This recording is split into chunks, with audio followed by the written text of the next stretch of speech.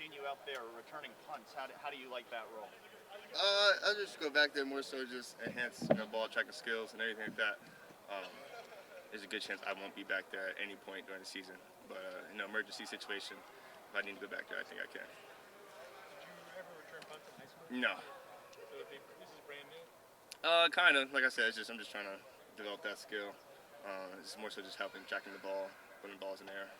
Some people got all excited about it, though, from the standpoint they were worried about you putting yourself in jeopardy. Do you see returning punts as putting yourself into any more jeopardy than going over the middle?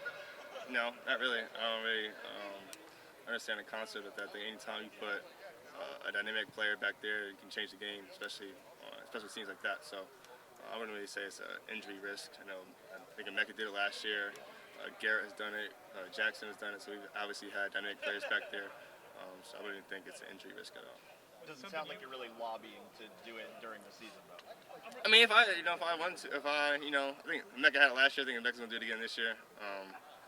I'm just, like I said, I'm back there just for practice. We're all curious on where you can get better, Marvin. At least I am. Where can you get better? You seem to be in here every day, all day, every day, catching balls off the Monarch machine. Things like that. Where do you feel like you can get better? There's always room to get better everywhere. Whether that's getting in and out of your breaks faster, ball skills. But I think one thing in particular that I'm kind of focused on was just making plays after the catch. They're trying to turn 5-yard catches into 20 or 20-yard catches into 60, things like that. So I think that's one thing I'm conscious about is going into next year and practicing for that. Yeah, I was in the big interview room after the game, and then I haven't talked to you since then. But was that a cheap hit on you? How do you look at that? What happened to you in the late in the third quarter of the bowl game? I don't really know. I think obviously he's just trying to make a play on the football. It's the ref's decision to make that call, whether he thinks it's targeting or not. It's kind of up to him. I'm not the one making the call. There was a flag thrown though, and it was picked up and stuff. But did you feel at least it was a personal foul that you were hitting this neck, and shoulder area? It's not my decision to make. I'm not the referee out there.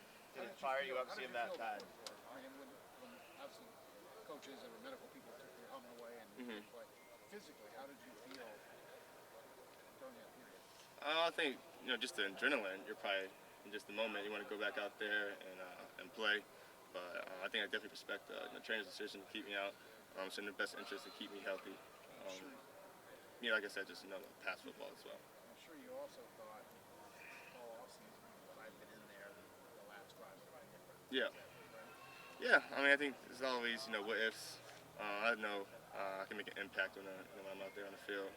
I would love to be out there, especially the whole fourth quarter of the college football playoff game. But I gotta live with that at this point. Did you recover all right in the days after and all that? Yeah, I did. Just going through concussion protocol, things like that, but I was fine. I know you reacted on Twitter to the night photo that was out there. What did you think when you saw that? I just kind of laughed at it. It was kind of funny to me, given the play and the circumstance. I don't know exactly if he signed it or someone signed it for him, or what the logistics of that is, but I thought it was kind of funny. You had such a big year last year, but Coach Hartline said, anybody with two eyes knows you should have won the Blitnikoff. He says you're still very hungry. What do you still want to get better at? I think, like I said, there's always room for improvement for everywhere. Whether it's ball skills, getting out of breaks faster, making everything look the same. There's always room for improvement. You can never be perfect at anything.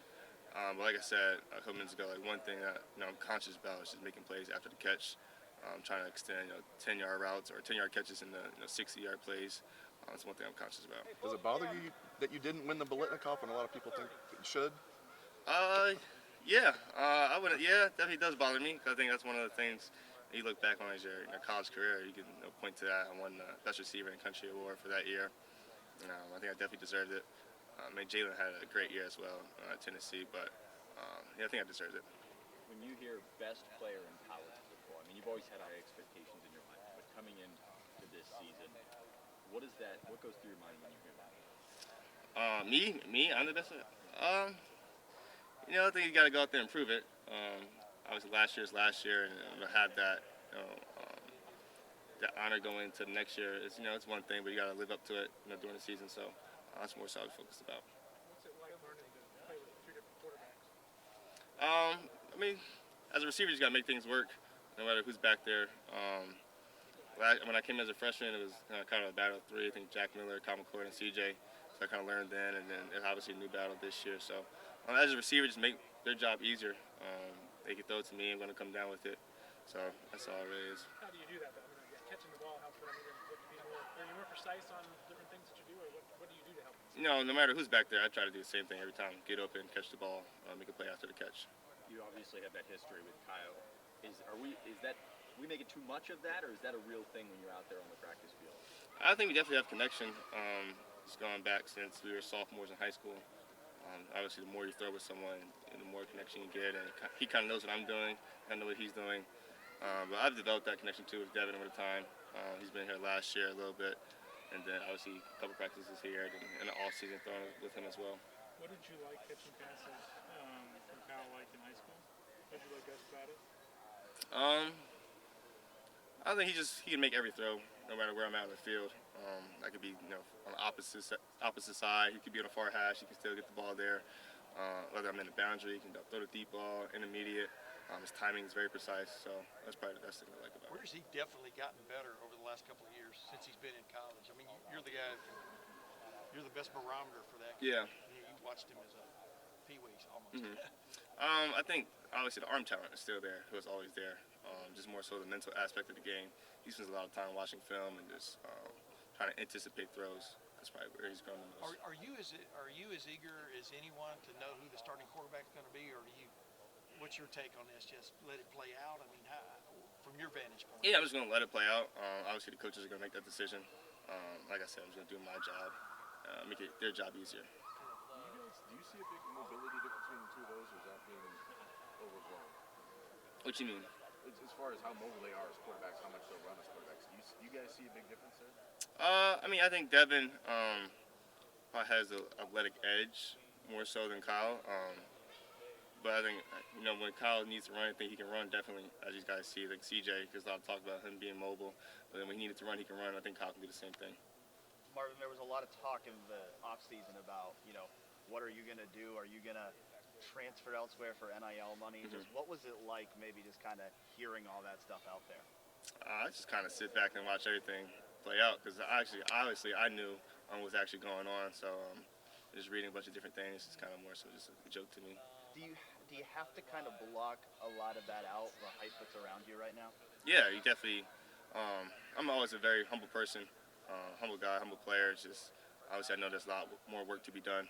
Obviously we didn't accomplish any goals we did as a team last year, so obviously whatever I did last year wasn't enough. How many people? I'm sorry. Yeah, so I think I'm not ready to get too big headed or anything like that. How many people reached out to you to see if there was interest? I don't know. They wouldn't have reached out to me. They would have reached out to my family members. Yeah. Did your family members indicate there were people reaching out? No, we just focused on Ohio State. I know you did just have a NIL deal announced yesterday of Ronald McDonald House. Just how many NIL opportunities have you seen come your way as a result of your success last season? I don't know honestly because there's email, my Instagram bio. Whoever email, I don't have access to the email. I don't really see. Well, I do have access to it. I don't really go in there and see what deals are offered to me. Kind of leave that to my team, and we take care of everything. So you have like an agent who handles all that for you? I wouldn't say agent, more so my dad, but we just we have a good group. People take care of that. How much does that help to have your dad, somebody who's played on the highest level, to kind of help you manage the spotlight around you? Good. I think one thing he always says, just focus on football though. He's going to take care of all the NIL stuff. Like you said, first you got to keep the main thing. All the NIL stuff is not even possible if you're not performing on the field. So that's what I really focus on. Does he kind of help you though, like stay focused on football? He does, but like I said, me being who I am, I'm always focused on football. Regardless, I don't really need someone else to help me with that, but he does. With Mecca and Julian being out, obviously those young guys are getting more opportunities. What's impressed you about those guys? They come in to work. That's one thing I loved about them. They're always out there with me on the jug machine. I come in here sometimes and they're on there, and I'm not even here, so I love that about them. Yeah. Someone who's played. No. When you first get here, I know you've had a crazy work ethic. It's hilarious at this point how much you're in here. When you first get to college, you have to learn how to work at that level, typically.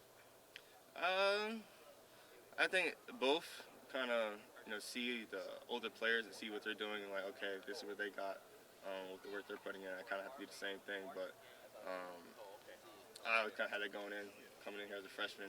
So I think something you learn, and also sometimes you just had it. So about what point last season did you maybe start? You're saying that out here on the drug street, everybody's out here today, but when did you start seeing some of those young guys maybe join you out here, and it wasn't just some of the veterans out here? Well, Reese Stocksell has always been out there with me. Xavier Johnson, Mecca comes out there sometimes. Jaden, so it's more than just me out there most times. But I think now he's seeing DBs come out there, running backs come out there. I kind of seen that this off season. So I guess they kind of look at me and like, okay, it kind of worked for him, so let me kind of put in the same work. When Is that Monarch, your leadership style, more just go do it? Or Yeah, just lead by example. I try to pull some guys with me here and there. I kind of tell them if I'm coming out here, and I'm always welcoming people. It's not just my machine out there. It's all. Couple more When questions. Monarch reached out to Couple you more though, questions. for an NIL deal, I mean, did you say about time? I mean, what was your response to that? 'Cause you gave them a lot of pub. You've given them a lot of pub over the last. Yeah, one I wouldn't really say a situation with Monarch. It's not an NIL deal. It's more so it's a partnership. Oh, I got you. Yeah, I'm an athlete ambassador for them, so it's not an NIL deal. But I think it kind of took its own path. Yeah. What does that mean, athlete ambassador? What does it? What does that mean? More so just I kind of want to be the example for that brand, or for that company. Obviously the Seekers helped me a lot in my career this far here at Ohio State. So any way I can promote the company, that's good. Hey, quick, what is the best thing? That machine can throw any pass at any time, right? Yep. I mean, what is that like to have that available to you? I know we talked about with you last year a lot and stuff. Mm-hmm. It's like I had CJ Stroud. I said that machine's going to replace you one of these days. He laughed. Yeah.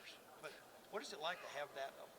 It's not just throwing you fastballs. Yeah, I mean, just always access to get more catches in when a quarterback maybe trying to rest his arm for the next day or something like that. I still want to get my catches in, so I think that's probably the best use I have for it. What do you think of Brian Hartline being promoted to offensive coordinator? Obviously, he's a guy you know very well. Yeah. He's still working with the wide receivers, of course. What do you think of the promotion to OC? No, yeah, I'm super excited for him. I'm super excited for the team, super excited for the offense, see where we're going to go. I think he has an aggressive kind of mindset going into it, so I'm definitely excited to see where we go. You played with Kyle Last McCord question in right high school. Just what is it about Kyle that makes him a great leader? I think he kind of, first off the field, he's somebody you can talk to about anything. He's going to talk to you about anything, just answer your questions. He's going to always help you and be there for you. So I think that's one thing he's always had since, in high school. Then obviously going to college, he's developed more of a leadership role on the field. And just calling people out and, just being a quarterback. So that's one thing I've seen him growing up. And by the way, your buddy Reese, I mean, he had kind of a tough time when he got to get into a game and catch a punt or two. Well, what was your word of advice to him, or what was your, encouragement? Yeah, I mean, we all make mistakes. Not to throw Mecca under the bus here, but I think Mecca had dropped a punt, against Rutgers, whatever team that was, and Reese kind of went back there, and obviously the situation happened, but we all kind of gathered around him and told him he's a great returner. First of all, he's a great player, a great person. He's out here working with us, just as much as I'm working. So we all make mistakes. Today I dropped the pass. He's kind of helping me out, so we do that for each other. So just teammates being teammates. Marvin, thank you. Yeah, very much. Thank you, Marv. Appreciate it.